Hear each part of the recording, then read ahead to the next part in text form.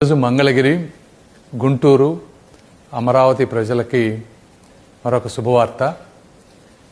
మంగళగిరి పట్టణాన్ని అమరావతిని కలిపేటువంటి Mangalagiri Namburu railway gate ఏదైతే ఉందో దాని మీద ఎల్సీ నంబర్ 14 129 కోట్ల రూపాయలతోటి సెంట్రల్ గవర్నమెంట్ 100% ఫండింగ్ తోటి ఈరోజు శాంక్షన్ అయింది. ఈ బ్రిడ్జి చాలా ఇంపార్టెంట్. ఎందుకంటే ఒకటి, రేపు అమరావతిలో కొన్ని వేల కోట్ల రూపాయల వర్క్స్ జరగబోతూ ఉన్నాయి. ఆ ఎక్విప్మెంటు సామాగ్రి అంతా కూడా సిటీ బయటకు తీసుకువెళ్లాలంటే ఇక్కడ ఉన్నటువంటి రైల్వే గేట్ వల్ల తీవ్ర అంతరాయం జరిగేటువంటి పరిస్థితి. సో ఈ బ్రిడ్జ్ వల్ల అదొకటి మంచి జరుగుతుంది. రెండోది, ఇక్కడ ఉన్నటువంటి cricket stadium, Andhra cricket association పెద్ద పెద్ద మ్యాచ్లు చేయాలంటే ఈ రైల్వే గేట్ ఉండటం వల్ల కూడా ఇబ్బంది అవుతుంది.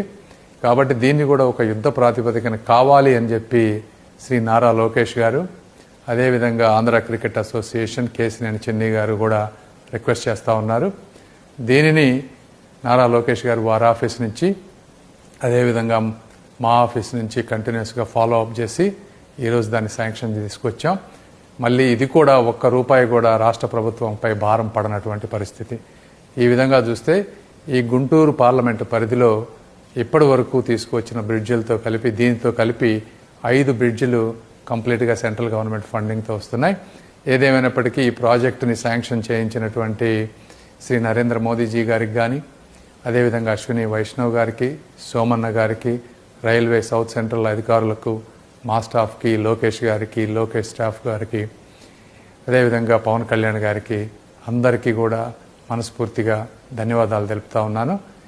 ఈ ప్రాజెక్టు గురించి ఒరిజినల్గా శ్రీ నారా చంద్రబాబు నాయుడు గారు ఇంకా 6 లేన్లు కూడా అవసరం అవుతుంది ఫ్యూచర్లో అని అడిగారు.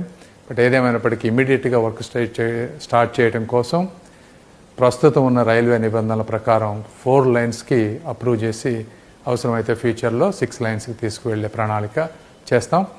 ఇదే కాకుండా ఇప్పటివరకు అప్రూవ్ అయినటువంటి 4 బ్రిడ్జెస్లో 3 ఆల్రెడీ టెండర్ స్టేజెస్కి వెళ్ళినాయి. ఇంకా ఒకటి మిగిలింది. అది ఇది కలిపి మొత్తం మిగిలినవి కూడా టెండర్ స్టేజెస్కి త్వరలో వెళ్తాయి. ఏదేమైనప్పటికీ ఈ ప్రాజెక్టు కూడా రావటం గుంటూరు ప్రజలకు ఒక శుభవార్త. నాకు కూడా చాలా గర్వంగాను ఆనందంగానూ ఉంది. Thank you.